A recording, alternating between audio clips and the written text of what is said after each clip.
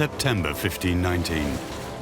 The explorer Ferdinand Magellan sets out on an expedition that will change the way we see the world forever. As Columbus before him, he too is seeking a western sea route to Asia and the legendary Spice Islands that hold the promise of huge fortunes. For Europeans, spices from the other end of the world are worth their weight in gold. Magellan's obsession leads his crew to distant shores on which no European has ever set foot. In the end, the tragic journey will turn into a triumphant testimony to the human drive to explore the unknown and mark the beginning of a global colonization whose terrible consequences are felt even today.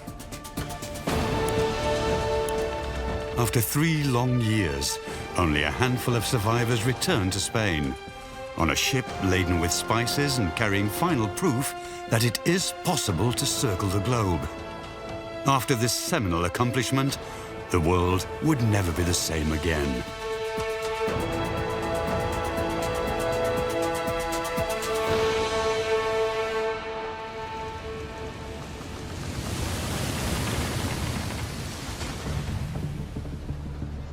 Seville at the beginning of the 16th century, starting point for the Spanish expeditions into the recently discovered New World.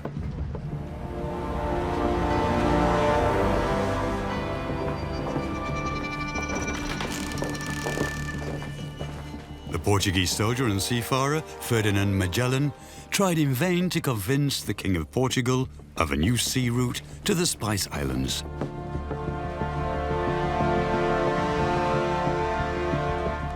Embittered, he now offers his services to his arch-enemy, the Spanish king.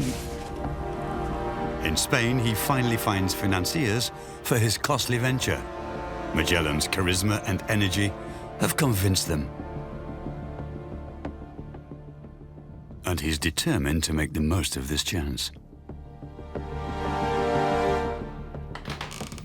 The historic shipyard of Seville still bears witness to the dimensions of seafaring ventures of old.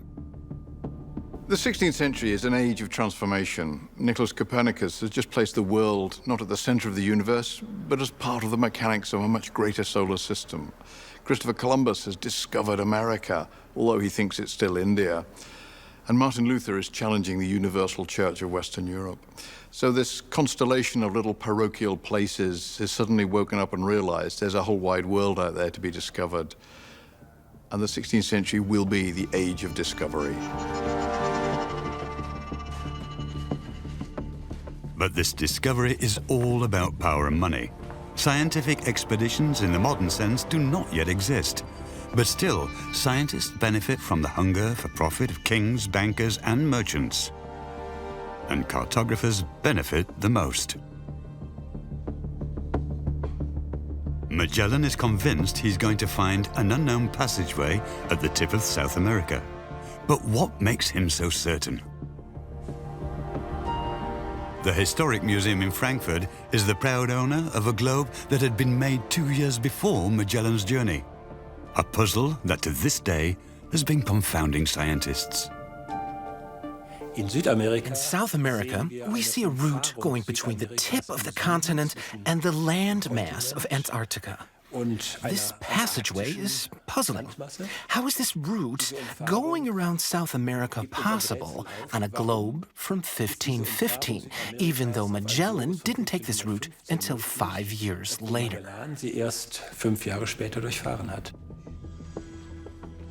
With every ship returning from the newly discovered worlds, certainty about the true shape of the Earth grows.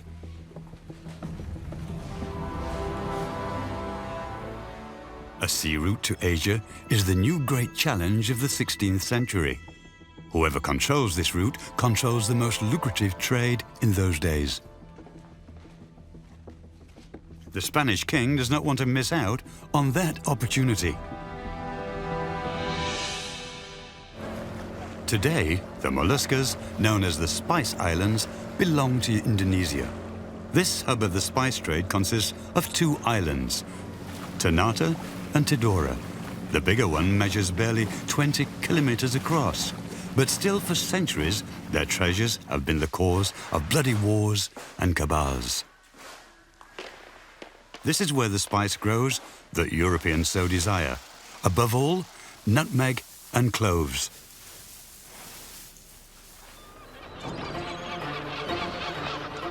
In Seville, Magellan is pressing ahead with furnishing the fleet. 5 ships are fitted out and a crew mustered. A seasoned sailor from the Basque region is also on board. Next! Name? Sebastian Elcano, Home and training? bosun, from Guitaria.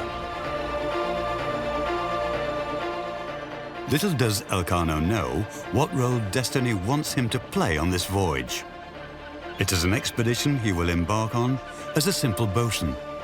But in the end, he will be solely responsible for bringing it home successfully.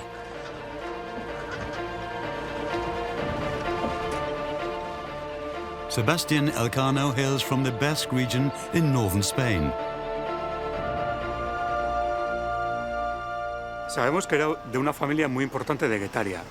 We know that he came from a very influential family in Guetaria that was in the ship business and sea trade, outfitting expeditions, organizing transports. And that's no coincidence, since 80% of all ships leaving Seville in the 16th century bound for America were built in the Basque region. Están construidos en el País Vasco. In Pasaya, not far away from Elcano's hometown, a unique opportunity now presents itself to decode the mysteries of shipbuilding in the Age of Discovery. A team of historians and shipbuilders is reconstructing a galleon from the 16th century. These ships were used for the most fantastic trips and adventures in the past. 500 years ago, the only way humankind could connect with the world was with ships, because there was no other way of transportation or communication like nowadays. So this was really a magical object. It was like a floating church or cathedral. It was the most sophisticated object that mankind could build. And still, it comes from few trees. You go to the forest with an axe, you cut the trees, and then with your work and your knowledge, you are able to build what is could be considered a spaceship. The forests bear witness to the impact of shipbuilding throughout the centuries. As the Basque Country is small, they had to manage the forests very wisely. And so they were keeping the trees in the shape they needed. So they leave them grow upwards like 2-3 meters, and then from that height they would grow branches in the shape they needed for shipbuilding.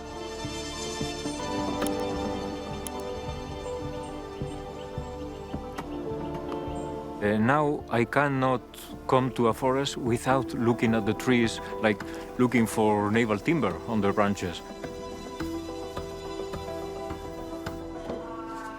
Whenever possible, the shipbuilders from Pasaya use the traditional techniques of the 16th century, not only in the construction of the ship itself.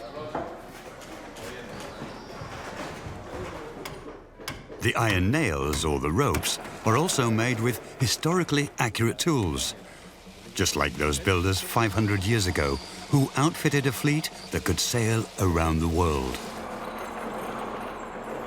In the 16th century, the entire coast was fulfilled with shipyards. It was the main specialty, because of the iron mines, because of the oak forest. So it was a society that was meant to build ships in that time. Hundreds of people, highly specialized, building several boats and ships at the same time. And one of them was the now Victoria, that was probably built very quickly. I would say maybe 3 months. On the 20th of September, 5 expedition ships finally leave Spain. Magellan has negotiated a detailed contract with the Spanish king that guaranteed him a handsome share in the expected profits and made him Captain General of the fleet. But the sailors question his authority. Right from the beginning, tensions develop between the Portuguese captain and his mostly Spanish crew. Magellan didn't let anybody in on the details of his plans, neither his simple sailors nor the Spanish officers. Not least for fear of espionage, since the Portuguese were determined to thwart the Spanish expedition to the Spice Islands.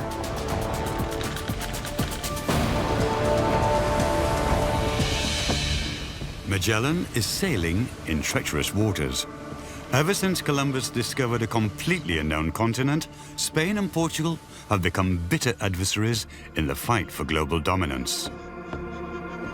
And they didn't dally long with fighting over contested borders in individual areas.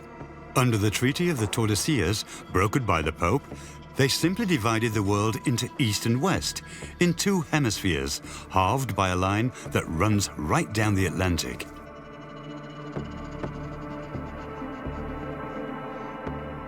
While this demarcation in the Atlantic clearly divides all territories discovered so far in Europe, Africa, and America, nobody knows exactly what the situation is on the other side of the globe. And that's exactly where you would find the Spice Islands.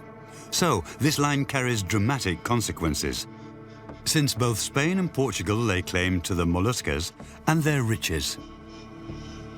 Magellan's mission is to find a direct route to the islands via the Spanish half of the world.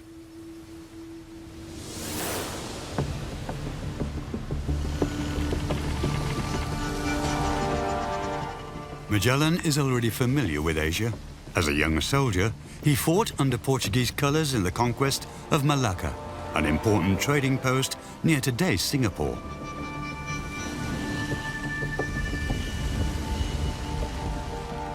He brought a Malay slave home from this voyage, Enrique, who accompanied him for the rest of his life.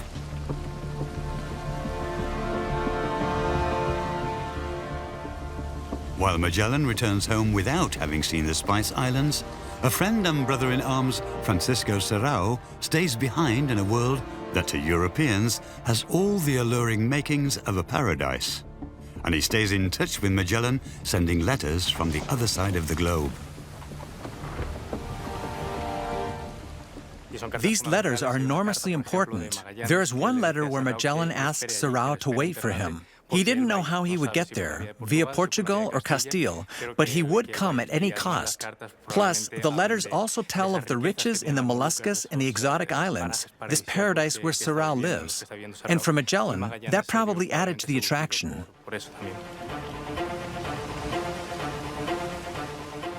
Finally, Magellan's fleet finds the winds to carry them across the Atlantic. Magellan changed his course off the Cape Verde Islands, and as always without consulting the other captains, continued southeast instead of heading west directly for Brazil. If he wants to lose other ships hunting him, or hopes for more fortunate winds, we do not know.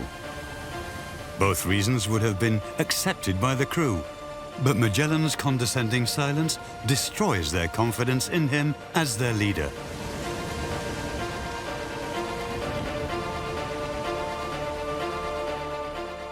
He reaches South America after 2 months, and another 2 months later, he believes he has realized his dreams. A huge water passageway opens up towards the west.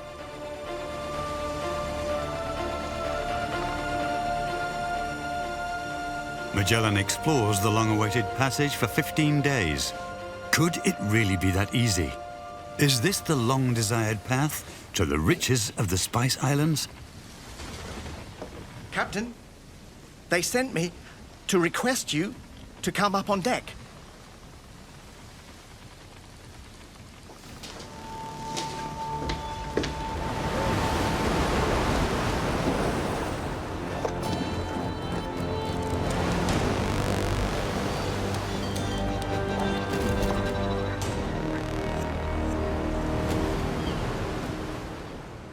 Magellan has gambled everything on finding this passage to the Pacific. But the water on which the ship sails is not an ocean. Magellan was disappointed to taste fresh water, a sign that they were in the huge mouth of a river, denying them a passage. They had to turn around.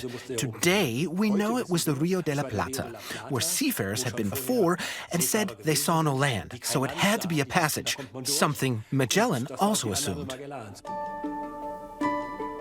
And so the puzzle of the route on the Schöne globe is finally solved. The Portuguese seafarers mistook the huge mouth of the Rio de la Plata for the southern coast of the South American continent, and the cartographers of yore drew that belief into their maps and their globes. A disaster for Magellan. It can't be. It can't be that it's all for nothing.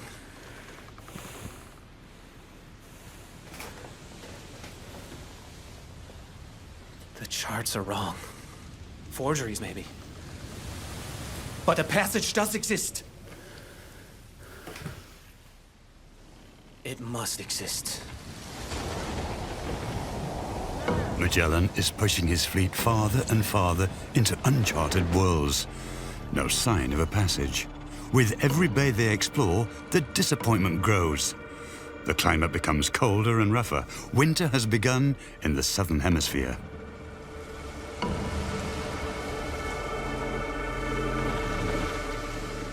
Never before have Europeans sailed so far into the south. Icy winds from Antarctica are hard on the crew. They've all stopped believing in Magellan's sea route to the promised Spice Islands and their tropical beaches. To everybody's despair, Magellan makes another ruthless decision. So at the end of the first year's voyage, they've reached the Bay of St. Julian down on the south coast of America, and Magellan has to tell his people, who are exhausted, weary, and slightly frightened at being beyond the map, they're going to have to stay there for the winter. They're going to have to overwinter in an inhospitable, unpleasant place when it would be so much easier to just turn around and go home. This is what leadership looks like. He has to persuade these people, many of whom don't trust him, a lot of whom don't like him, that he's right, that the King of Spain has given him authority to do this, and that if they don't do as they're told, he will punish them. In the Bay of St. Julian, the situation comes to a head. A mutiny breaks out, which Magellan and a handful of loyal allies crush with ruthless brutality. Magellan has the ringleader of the mutiny executed. Sebastian Elcano joined the mutiny and is awaiting Magellan's sentence with 40 other sailors.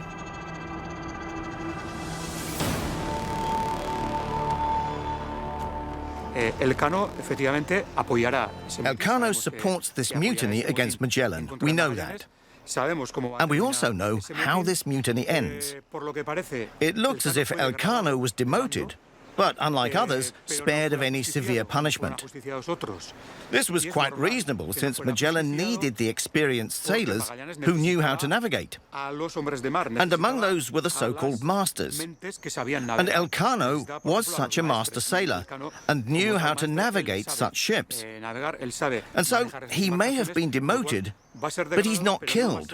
But naturally, relationships were damaged and at a low. Fueron tirantes, no fueron buenas relaciones.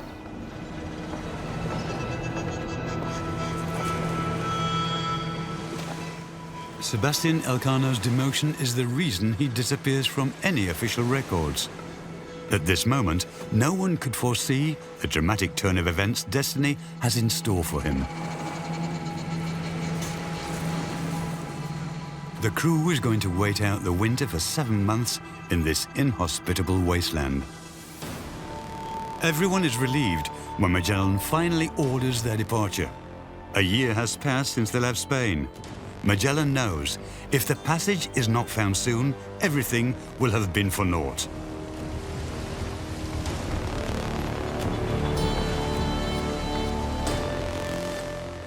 Only 2 weeks after they left their winter camp, another broad and craggy sea passage opens up towards the west. Magellan sends 2 scouting ships to explore the unknown waterway. Tensions run high as everybody waits for the ships to return.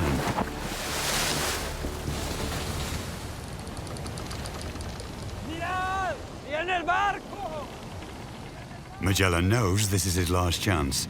Another disappointment would not go down well with the crew.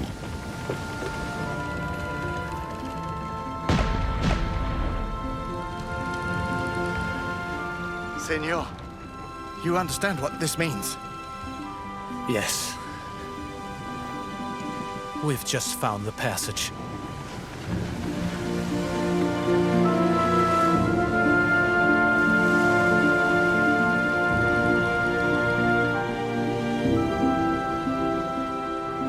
And that is an extremely happy moment for Magellan. Of course, he was extremely excited about it. I mean, there were rebellions and mutinies, and he really had his share of troubles, caused by nature itself, but also by his own crew. And so, at this moment, he was vindicated as a good captain, because he has led his men to a good destination that can make them rich. Basically, they are at the doorstep to wealth, and that's why he was very, very happy.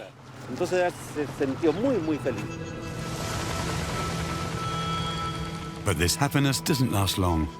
After another scouting mission, the San Antonio and her crew have gone missing without a trace.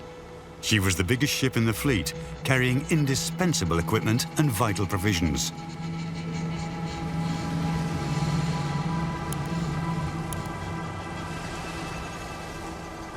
Without the San Antonio, we're doomed. We're almost out of provisions. Are you all suggesting that you want to give up now? How dare you to even think about it? What Magellan doesn't know is that the San Antonio has deserted. How can you even think of giving up? Now, let us pray for the San Antonio and her departed men. The desertion of the San Antonio has two terrible consequences. Magellan runs out of food, but more importantly, it gets back to Spain. There's a court-martial, and the Portuguese hear that Magellan has entered the Pacific. From this point on, Magellan is a hunted man. The Portuguese are out to stop him, and they are not going to do anything other than kill every last person on board this expedition. This is a secret they need to preserve. The Spice Islands are the source of their wealth. They will kill everybody. Magellan has to cope with another setback. A ship runs aground. With the three remaining ships, he sails slowly through the rocky maze of the passage, later named the Straits of Magellan. Now the chronicler, named Antonio Pigafetta, has time to commit all his observations to paper.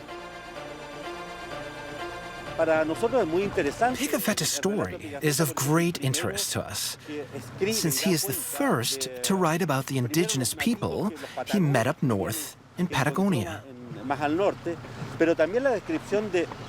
And also, when passing through the strait, Magellan described signs of people in Terra del Fuego.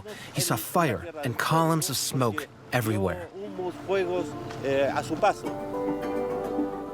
And so he gives this barren stretch of land its name, Terra del Fuego, land of fire. To this day, Magellan is celebrated as the discoverer of Terra del Fuego and the passageway.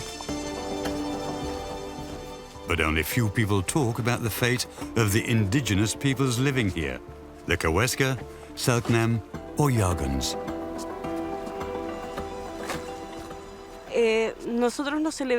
We are not celebrating the 500-year anniversary, since it marks the ensuing disappearance of ancient civilizations, rape, death, arrests, poisoning, and the vanishing of ethnic identities.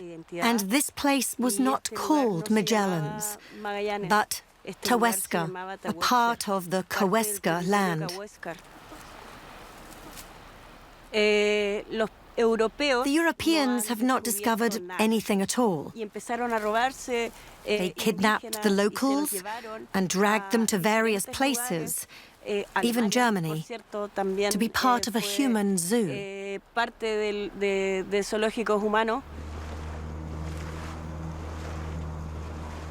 Magellan's own compatriots also paid a steep price for the discovery of the passage into the Pacific. At first, the newly discovered route was of pivotal importance for the Spanish. 50 years after Magellan, they assemble a fleet of 3,000 sailors and 23 ships to establish a foothold here at the edge of the known world. And then the fatal ending. Within the space of a few years, they were all dead. There were 2 survivors, and in the end, only one of them was left. They christened the city Port of Hunger, famine.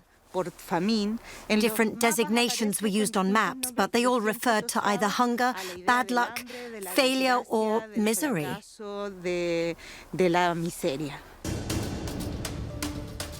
Magellan doesn't waste any time thinking about settling down. Facing dwindling provisions and the loss of 2 ships, he wants to move on as fast as possible.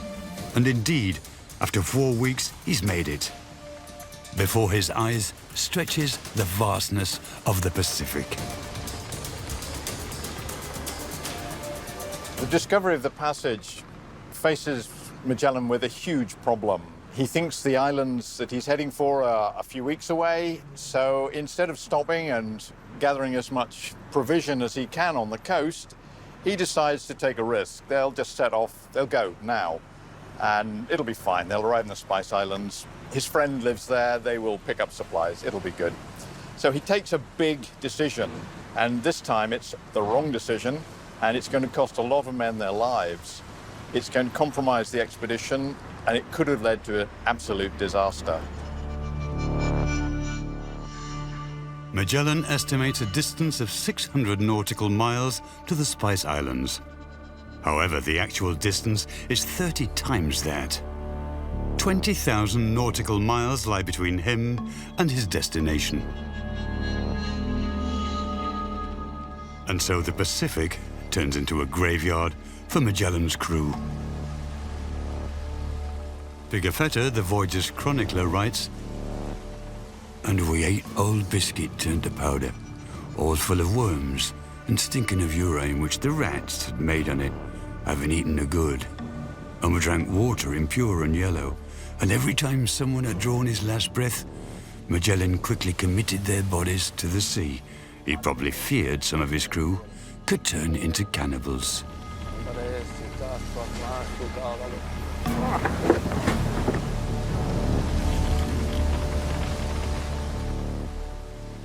As before with the location of the passage, his estimations are completely off. He simply can't understand why, after 2 months in the scorching heat of the Pacific, there still is no land ahead. Where are the so eagerly awaited Molluscus Islands? It can't be that far away. Guided by the sun and the stars, Magellan can determine the latitude of his position. He knows relatively well his exact position, north or south on the globe. What he cannot determine is his west-east position. This proves critical in Magellan's voyage, because as he leaves the Magellan Straits, he thinks he's only a few days, maybe a week or 2 away from the Spice Islands, so he's looking for those islands day after day after day, and they're not going to be there. He's about to cross the biggest ocean in the world, and he thinks it's a pond.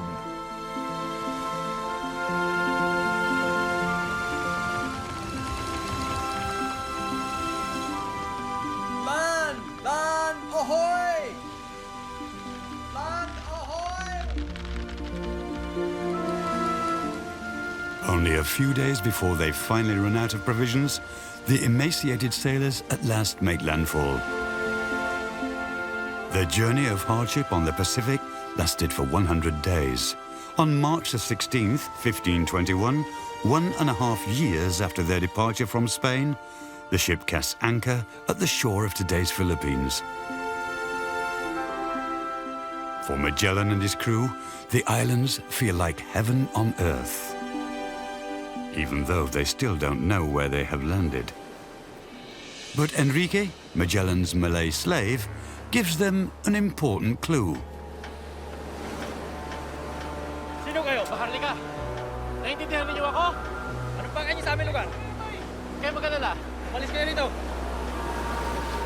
You won't believe it, but I understand these people. Not everything, but enough. I'm certain. As clear, senor, as I could see blue in the sky. You know what that means. Si, senor. We are not far from my homeland.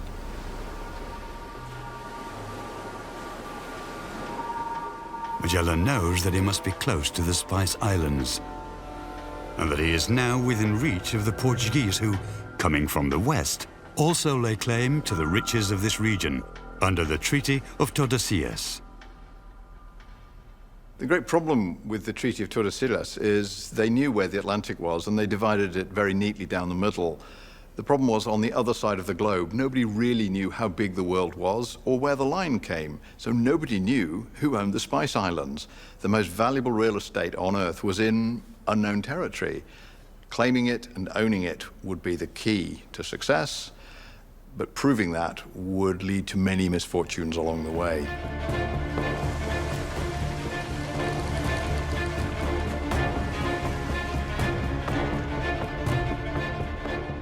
As soon as the crew regained their strength, Magellan set sail again.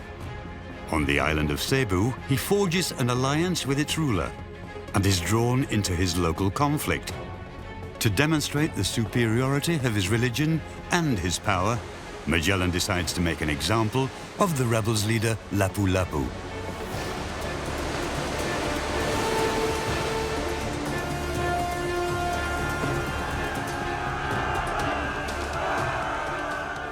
Magellan wants to show his new ally the military superiority of his men and declines any reinforcements offered to him.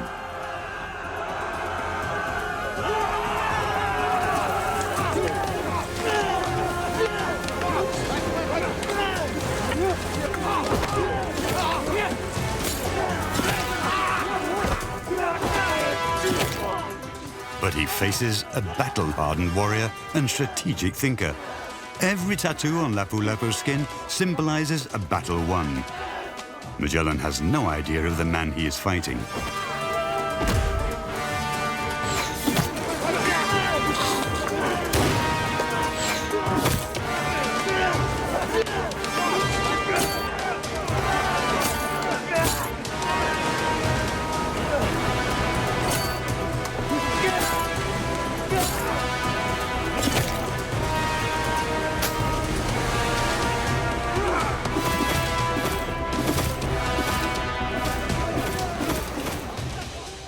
On April the 27th, in the year 1521, Ferdinand Magellan dies far from home without ever having reached the Spice Islands.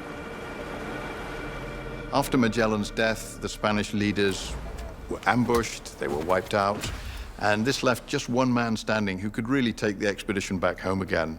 It was the sailor Sebastian Elcano, the Basque. He was the man who would ultimately have to bring the expedition home because everybody else in a leadership role had been killed or had died. After the death of Magellan and most of the high-ranking officers and captains, Sebastian Elcano's greatest hour has arrived. After the mutiny a year ago in San Julian, this is the first time Elcano is mentioned again in official records.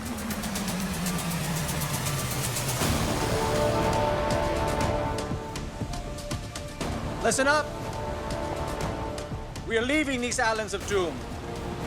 Let us now get to our final destination, onward to the Spice Islands.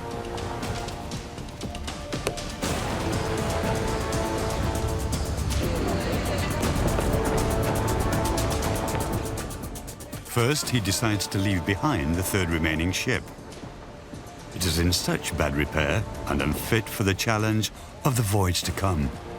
After loading all important supplies to the other two ships, they sink the Conception to leave no trace.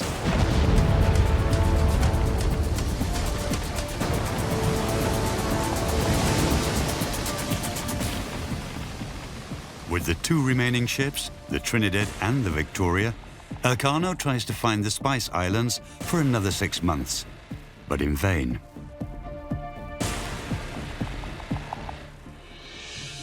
Then finally, After more than 2 years into their adventurous voyage, the destination so dearly paid for suddenly appears on the horizon. The Spice Islands with their promise of immense wealth. Pigafetta recorded this moment in his travel diary. On Friday, the 8th of November 1521, we entered the port of an island called Tidora, and after anchoring in a depth of 20 fathoms, we discharged all our artillery. The memory of Elcano's arrival is still alive on the small island. The appearance of the Spaniards is the onset of a colonization that would last for centuries. When the Trinidad and Victoria entered Maitara Bay, they knew that the capital of Tidora was located here in Maireku. And that's why Sebastian Elcano ordered 20 cannon shots to honor them. Sultan Al-Mansur appeared, and he lifted his hands up. A long time before, he'd had a dream, and it came true. The Europeans, particularly the Spaniards, will bring prosperity.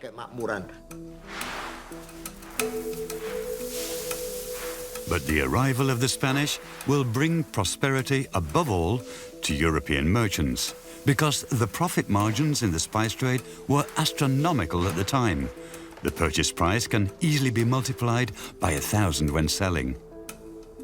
And so the small volcanic islands become the plaything of the Spanish-Portuguese struggle for a market monopoly. The Portuguese were already on Ternate in 1512. 10 years later, the Spaniards arrived at Tidora. Although the two islands are right next to each other, there has always been a great rivalry. Tidora and Ternate were enemies at that time.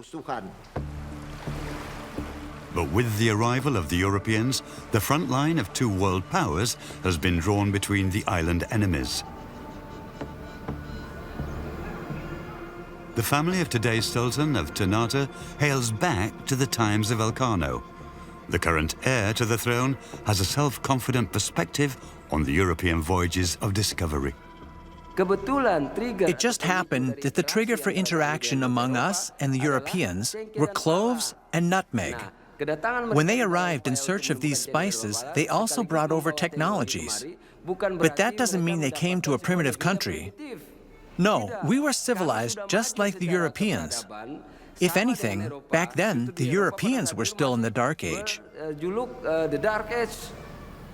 Every year, the Legugem festival is celebrated in honor of the Sultan's family. A magnificent procession of ships surrounding the island harkens back to the powerful and wealthy past of the local rulers.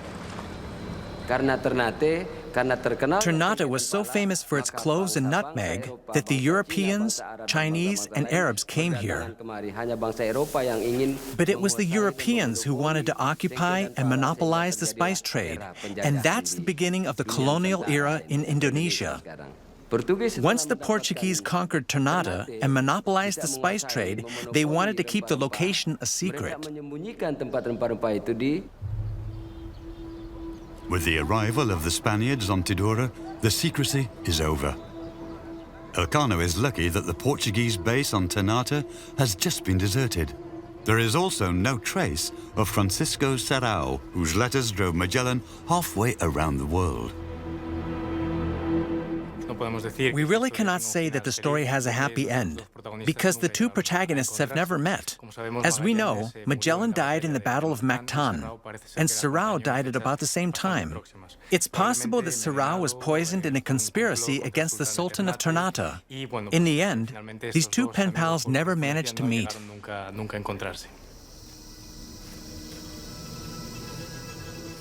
Elcano can consider himself lucky that the Portuguese trading post on the neighboring island of Ternate is deserted upon his arrival. But he knows the Portuguese fleet is hunting him and could show up at any time. So, the first order of business is to quickly secure the island treasures.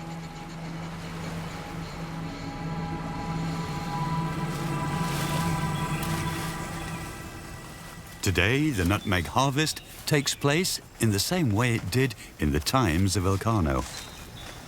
Every seaman who manages to safely bring home only a handful of it will be wealthy enough for the rest of his days.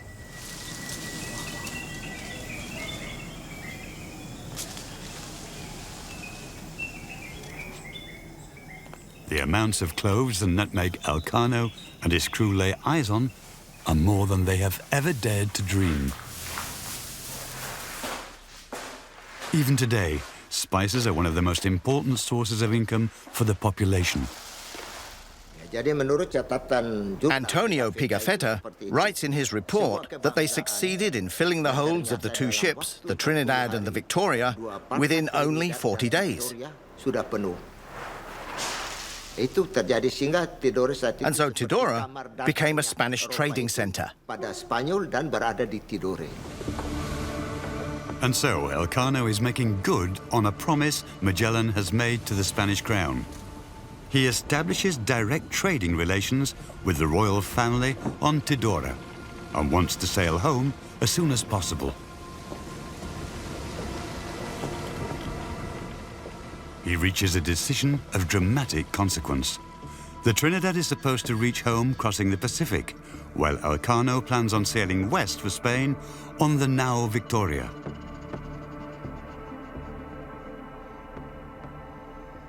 So Elcano, I think he was in a very desperate situation, and that's there because he understood the Pacific, so it was going to be very difficult to go back home through the Pacific.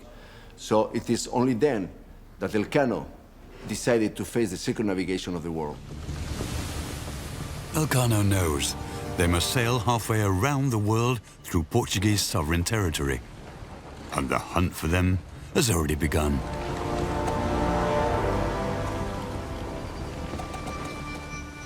While Elcano tries his luck going west, the Trinidad fails at her attempt to cross the Pacific again. Violent storms batter ship and crew and force their return. Utterly exhausted, they try to go back to the Spice Islands. But in the meantime, the Portuguese fleet has arrived there, a catastrophe for the Spanish. So the Trinidad had to return very damaged by the storms to the Spice Islands, and she was right away captured by the Portuguese. And they took her near the fortress to take all the valuable items like the anchors and the mast and the sails, and also part of the timber of the ship to build that fortress. Afterwards, the Trinidad sank right there, very close to the shore. We had a very fair idea of where she can be, and I hope that she will be found.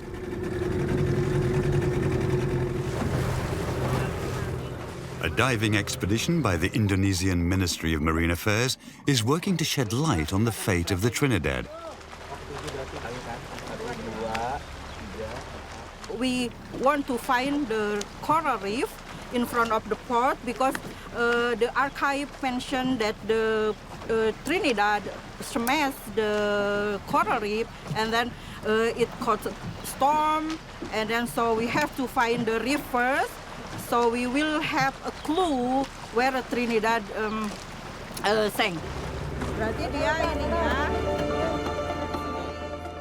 The search is made more difficult by the fact that the seabed has sunk considerably since the 16th century. Thereby, the remains of the former Portuguese fort are not located at the shore anymore, but at the bottom of the sea. So our diving team, they mentioned that underwater they found like a structure, the ruins. Looks like similar with the Castella fort, and also they found like a passage or a tunnel, the channel underwater between the reef. It's likely that the bigger ships had to anchor outside of the reef. Only small dinghies were able to shuttle back and forth through the man-made breach to unload the ships. So later on we can do the things to prove this is a part of the Castella fort or not.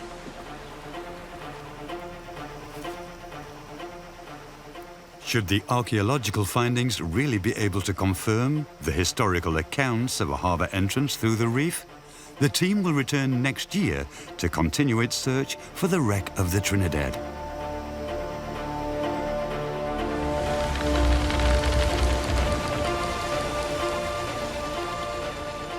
Elcano doesn't know that he is now the expedition's only hope. In order to avoid running into the Portuguese, he sails the southern Indian Ocean for months without ever making landfall. Hunger and scurvy decimate the crew, and the ship is in desolate repair. In the end, they have to pump out water around the clock. On September 6, 1522, Sebastian Elcano miraculously returns home as one of only 18 survivors, 9 months after they set sail to leave the Spice Islands.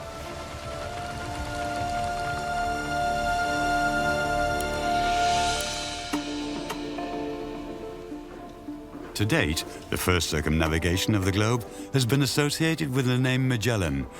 But what about Sebastian Elcano, the man who actually sailed around the Earth? Some years ago, a unique written document turned up in a private Basque archive. It was really emotional because within 4 or 5 seconds, I realized that it's the letter from Elcano, that it's the original letter. What shall I say? I start sweating. And all the people in the archive standing around me. I'm holding the letter and say, look what I've found. How can it be possible that the letter is now being found after several centuries? I mean, everybody believed it to be lost. A handwritten letter that Sebastian Elcano sent to his king upon his return. You can't just read this like, we sailed around the globe, and then we were here and there. No, no. He returns with a ship so ravaged that it was just about to sink. That's how damaged it was. A week longer and it goes down. The ship is loaded, but absolutely ruined.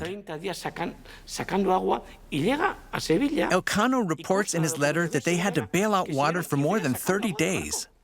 A week more and no one would have arrived.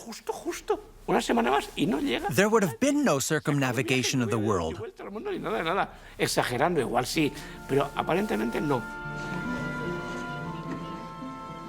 Elcano and his crew were rewarded handsomely. Not a problem for the king, because 25 tons of spices are unloaded from the hull of the now Victoria. The cloves, cinnamon, and nutmeg ensure that the investors can turn a profit despite the loss of 4 of the 5 ships and the death of 200 sailors. Elcano is knighted, and the king grants him his own coat of arms, emblazoned with spices, a globe, and the words Primus circumnavigati me. You were the first to circumnavigate me, and still his name has vanished into oblivion.